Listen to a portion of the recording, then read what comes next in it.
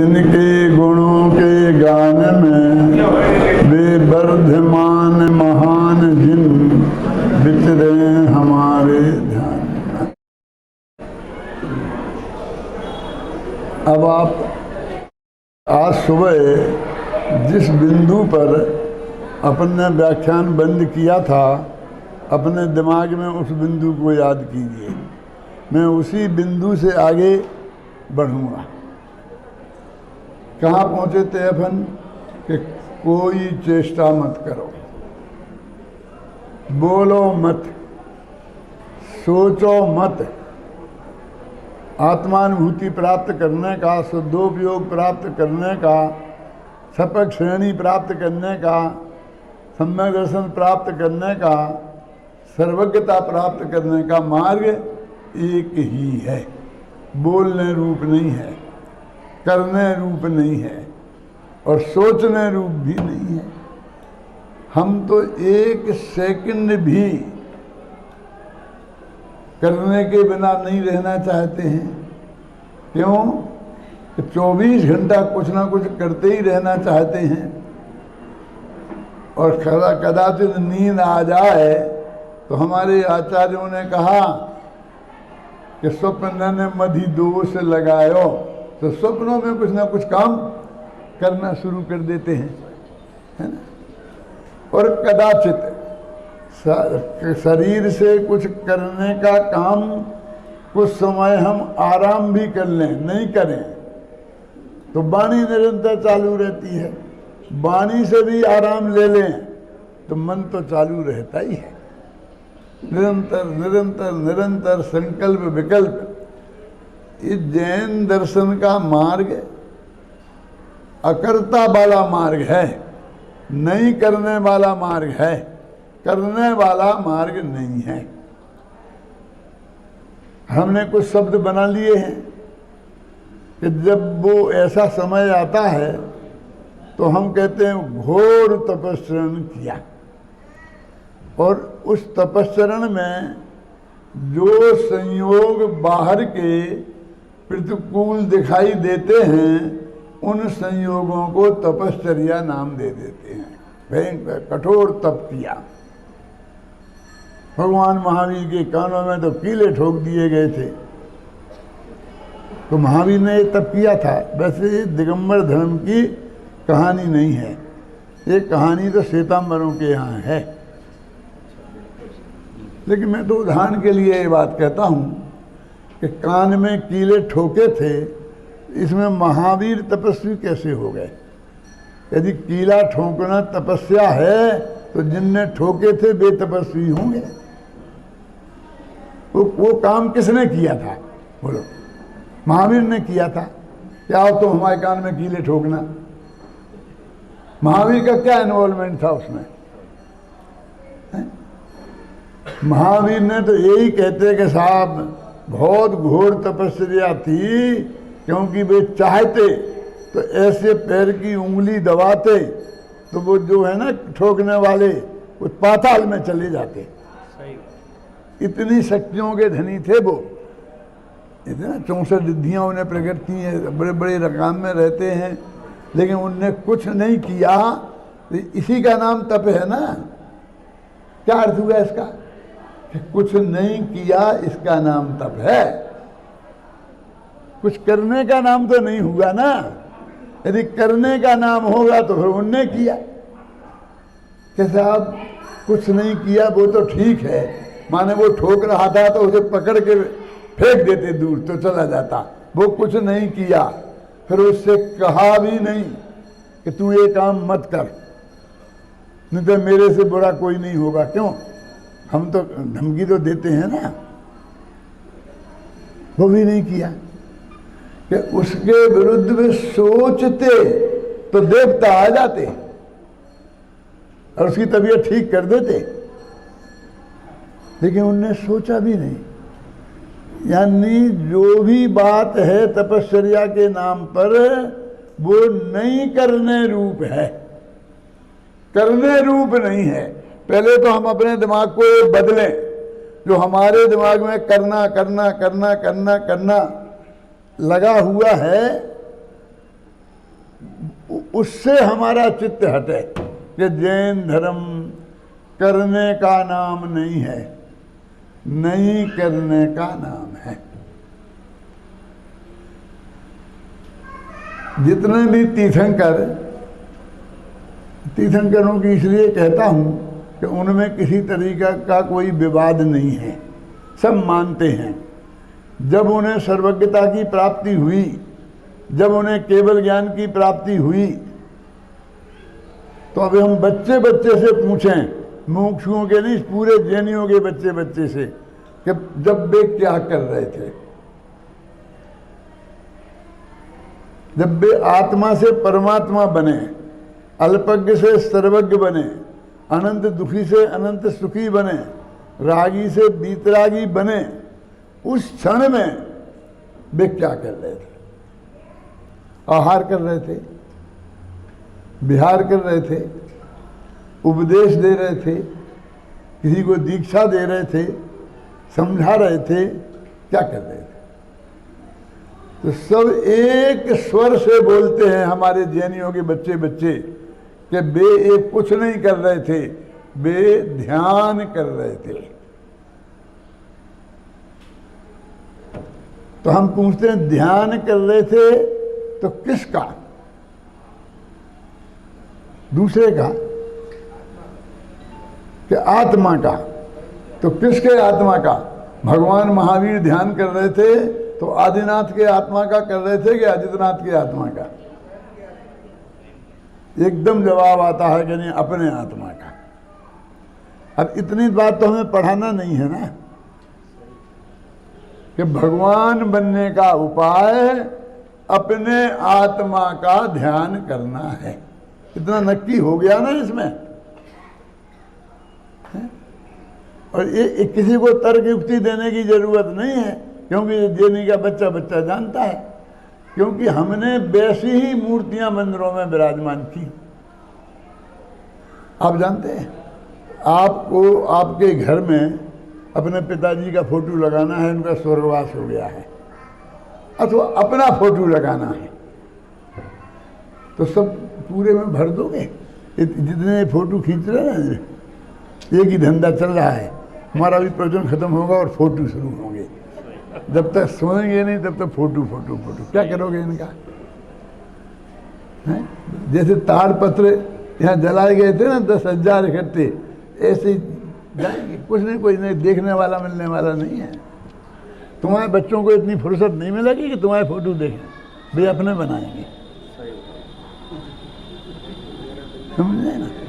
तो मैं एक कहता हूँ कि हम गंभीरता से इस बात पर विचार करें कि हमारा ये कर्तृत्व बुद्धि तो छूटे, क्योंकि वे आत्मा के ध्यान से, अच्छा आत्मा के ध्यान से हुए थे ना, तो आत्मा को जरा ध्यान करने की बात कहता हूँ कि आप आंखें बंद करके और अपने पिताजी को याद करो। जिसके पिताजी अभी जिंदा होंगे वो तो उनकी आंखों के सामने आ ही जाएंगे, भले ही अपने गांव में होंगे, यहाँ नहीं है। क्यों? लेकिन आंखें बंद करोगे तो आंखों के सामने आ जाएंगे ना। लेकिन जिनके पिताजी का स्वर्गवास हो गया होगा, उनके भी पिताजी आंखों के सामने आ जाते हैं, हमारे भी आ जाते हैं ना। अब जरा अपने पिताजी के पिताजी के पिताजी के पिताजी के पिताजी का करो, थोड़ा माथा लगाओ। नहीं आ रहे, क्यों? हमने उन्हें देखा ही नहीं है, हम उन्हें जानते ही नहीं हैं। वे कैसे थे तो हम कैसे याद करें? तो जिनको के दर्शन होते हैं उनका स्मरण होता है, जिनका ज्ञान होता है उनका ध्यान होता है। तो हमें अपने आत्मा का ध्यान करना है ना, तो उसके पहले अपने आत्मा को जानना पड़ेगा कि नहीं? क्यों? फिर हम तो जानते हैं कि क्या जानते हो कि आत्मा 3 तरह के होते हैं। गए तुम काम से, बहिरात्मा, अंतरात्मा, परमात्मा, इनसे काम नहीं चलेगा।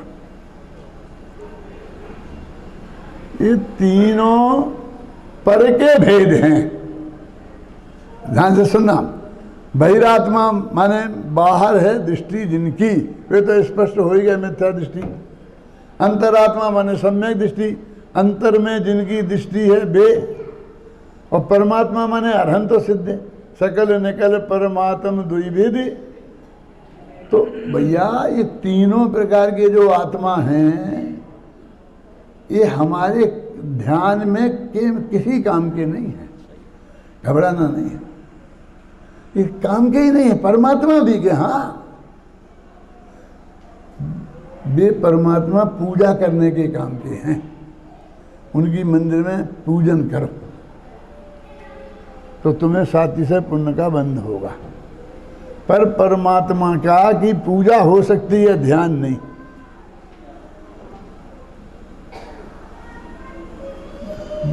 तो बहिरात्माओं का क्या करें? हमारे आचार्यों ने तो आलू में अनंत जीव हैं, शकरकंदी में अनंत जीव हैं, ये सब बताया। इतने आत्माओं को हम जानते हैं, आलू में अनंत जीव हैं, ये आप जानते कि नहीं जानते? आपने देखे हैं? ये भाई साहब कह रहे नहीं देखे, हमने देखे हैं। इस चश्मे से नहीं, जिनवाणी रूपी चश्मे से। शास्त्र में लिखा कि नहीं लिखा? वो सर्वज्ञ की वाणी है कि नहीं है?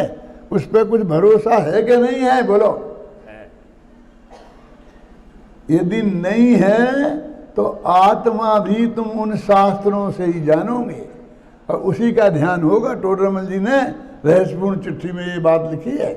और मैंने अपने जयपुर में बाबू चाचा वो था ना अगस्त का शिविर, उसमें ये पूरा 10 दिन तक ये लिया था मैंने वैसे सब्जेक्ट। 10 दिन रहस्यपूर्ण चिट्ठी चलाई थी कि कैसे आत्मा का ध्यान होता है। तो कहते आगम में पढ़कर जो आत्मा का स्वरूप जाना है उसमें अपना उपयोग लगाते हैं, ऐसा लिखा था उसे। तो उसको नहीं जानोगे तो कैसे करोगे? तो आलू के अनंत जीव भी हमने भगवान की वाणी से जाने हैं। पूज्य गुरुदेव श्री के बारे में ये बात आती है, सच्ची घटना है कि वे अपने जहाँ लेटते थे ना, रहते थे, वहाँ से भोजन करते थे जहाँ वहाँ जा रहे थे। तो उनके आगे पीछे भी 2-5 लोग थे। अब आजकल ये फोटोग्राफर नाक में दम किए रहते हैं, 24 घंटा आगे पीछे लगे रहते हैं। और गुरुदेव जैसा पुण्यशाली जीव हो गए तो फिर पूछना ही क्या है। तो ये जल्दी सामने खट खट खट। और जितने आदमी साथ में चलते हैं भी पूरी कोशिश करते हैं कि गुरुदेव का फोटो आए तो नहीं आए, मेरा आ जाना चाहिए। और गुरुदेव से चेंट के आ जाना चाहिए, गुरुदेव के माथे से, गले से, यहाँ से वहाँ से। क्यों? तो लोग बगल बगल में चलने की कोशिश करते थे। और वहाँ सिर्फ रास्ता कैसा था? पूरे में घास था और घास पे पत्थर रखे हुए थे। उन पत्थरों पे पैर रख रख करके भोजनालय में जाते थे। तो गुरुदेव ने कहा पीछे रहो, पीछे रहो। अब गुरुदेव को क्या मालूम कि ये फोटोग्राफर है, ये पीछे नहीं जाएंगे। वे भगाते पीछे और फिर लौट के वो सामने आ जाते। तो उन्होंने कहा तुम्हें मालूम नहीं है, ये जो ये नीम की निबोड़ी के पत्ते पड़े रहते थे वहाँ, फूल, नीम के फूल। तो उन्होंने कहा इसमें अनंत निगोदिया जीव हैं, इनमें तुम्हारे पूर्व भव के माँ बाप भी हो सकते हैं और भविष्य के मोक्ष जाने वाले तीर्थंकर परमात्मा भी हो सकते हैं। तुम इन पे पैर मत रखो। तो एक आदमी ने कहा कौने देखे? कौने जोया? सुने, कौने जोया? किसने कहा होगा? नाम नहीं बताऊंगा। किसने कहा होगा बताओ? महावीर किसने कहा होगा? कहते किसी गुजराती ने कहा होगा। हिंदी वाला कहता तो कहते किसने देखे? ये क्यों बोलता कौने जोया? समझ में आया कि नहीं आया? तो इतने गुस्सा में आ गए गुरुदेव, आंखें लाल हो गई और वहीं खड़े हो गए। हमने इतना गुस्से में उन्हें कभी नहीं देखा था, हमने देखा उस दिन। मालूम किस बात पे नाराज हुए? इसलिए नहीं कि तुमने पैर रख दिए उन पर, इसलिए कि तुमने सर्वज्ञ का अपमान किया, क्योंकि हमने तो देखे नहीं है। क्यों देखे? तो सर्वज्ञ भगवान ने है ना। हमने तो उनकी दिव्य ध्वनि में आए, फिर वो शास्त्रों में लिखे गए। अरिहंत भाषयत्तम गणधर देवे ही गुत्थियम सब्बम। हमने तो उन शास्त्रों में देखे। तो तुम एक कह रहे किसने देखे का मतलब है कि बस तुमने ठोक दिया कि इसमें जीव है और मत खाओ। और आलू को कैसे नहीं खाएं? आलू तो सागों का राजा है। मैंने कहा राजा है? हमें नहीं मालूम था। कि तुम क्या जानो? मैंने कहा राजा है। कि हाँ, तो राजा को क्यों खाते हो? प्रजा को खाओ ना। हमने आलू छोड़े, ये सारे अभक्ष पदार्थ छोड़े, तो सर्वज्ञ भगवान पे भरोसा करके छोड़े ना। अब तुम उस पर भरोसा नहीं करोगे तो उसने जो आत्मा का स्वरूप बताया वो तुम्हारी समझ में कैसे आएगा? तुम तो आत्मा को देख नहीं सकते। बहुत क्लियर लिखा है टोडरमल जी ने, आत्मा प्रत्यक्ष तो हो नहीं सकता है, वो तो परोक्ष है, जो हमारे मत ज्ञान शुद्ध ज्ञान में आता है। केवल ज्ञान में आता है तो हमारे काम का नहीं है। जब पहले केवल ज्ञानी हो जाएंगे तो फिर हमें क्या जरूरत है? अवधि ज्ञान मन पर ज्ञान में आता नहीं है, अब वो हमें है भी नहीं, तो हमारे मत ज्ञान शुद्ध ज्ञान में ही आएंगे। तो सर्वज्ञ की वाणी ही शरण है, ये जिनवाणी ही परम शरण है। इससे ही हमें उस भगवान आत्मा का ज्ञान करना पड़ेगा। किसका? जो आदिनाथ से लेकर महावीर तक वो आत्मा का ध्यान करने में बैठे थे ना, पर्वत की चोटी पे जाकर, तो वहाँ क्या कर रहे थे? वो उस आत्मा का ध्यान कर रहे थे। क्या ध्यान कर रहे थे? हमारी समझ में नहीं आता। तुम्हें तो हम बताओ, तो सीधी सीधी बताओ कि क्या कर रहे थे। ध्यान तो हमने भी बहुत किया है। आंखें बंद करके बैठ जाते हैं। क्यों? आंखें करके बैठ जाते हैं तो और 10 गुने विकल्प चलते हैं। ऐसे में थोड़े कम चलें और सामायिक करने बैठते हैं तो क्या हालत होती है? मुफ्त में अमेरिका घूम के आ जाते हैं बिना टिकट। इतने विकल्प जाल चलते हैं कि नहीं चलते हैं? तो वो कहते हैं कि तुम्हें उस आत्मा का ज्ञान होना चाहिए। ध्यान करने के पहले ज्ञान तो है नहीं किसी को। ये तो पूज्य गुरुदेव के प्रताप से हम मुमुक्षुओं को इतना अंदाज लग गया है कि वो त्रिकालीध्रुव भगवान पर से भिन्न, पर्याय से भिन्न, गुण भेद से भी भिन्न होता है, क्योंकि हम ज्ञानानंद स्वामी पढ़ने लग गए हैं। राग रंग से भिन्न, भेद से भी मैं भिन्न निराला हूँ। मैं ऐसा तत्व हूँ। तो मोटी मोटी भाषा में हमारी में आ गया है, भाव में नहीं आया। जरा सोचो, ये अकर्तापन अपनी भाषा में तो आ गया है। एक देव दूसरे देव का करता नहीं है। ये अब भी हल बता देंगे, ये बाई रोटी नहीं बनाती है, आज तक किसी बाई ने कोई रोटी नहीं बनाई। क्यों? कोई कुछ नहीं करता है। लेकिन वास्तव में कर्तृत्व हमारे दिमाग में से निकला है? कर्तृत्व बुद्धि हमारे दिमाग में से हटी है? नहीं हटी ना। हमें तो ध्यान भी करने रूप चाहिए। वे क्या कह रहे? ध्यान कैसा रूप होता है? ध्यान जानने रूप है, ऐसा लिखा। ज्ञान के रिपीटिशन को ध्यान कहते हैं। पहली दफे जाना तो ज्ञान, और लगातार जानते रहे तो ध्यान। और क्या है? बोलिए आप क्या करना क्या है? आत्मा को आपने जाना तो उसका नाम ज्ञान, और फिर उसे ही जानते रहे, उसका नाम ध्यान। तो पहली दफे ही नहीं जाना तो रिपीटिशन कहाँ से आएगा? कैसे हो जाएगा? हमें नहीं हुआ, हमने इतनी कोशिश की। कोशिश तो तुमने रीढ़ की हड्डी में करी, कोशिश तो तुमने नाक की नोक को देखने में करी, तुमने आत्मा को देखने में कोशिश करी ही कहाँ है? एक दफे तो हमारे विकल्पात्मक ज्ञान में उसका जिसमें अपनापन करना है, जिस आत्मा में को अपना जानना है और जिस आत्मा का ध्यान करना है, स्वरूप हमारे विकल्पात्मक ज्ञान में देव गुरु शास्त्र के माध्यम से समझ में आना चाहिए। उसके बिना किसी कीमत पर कोई आत्मा को अनुभव नहीं कर सकता। वो केवल ज्ञान वाला ध्यान तो बहुत दूर की बात है। समझे ना?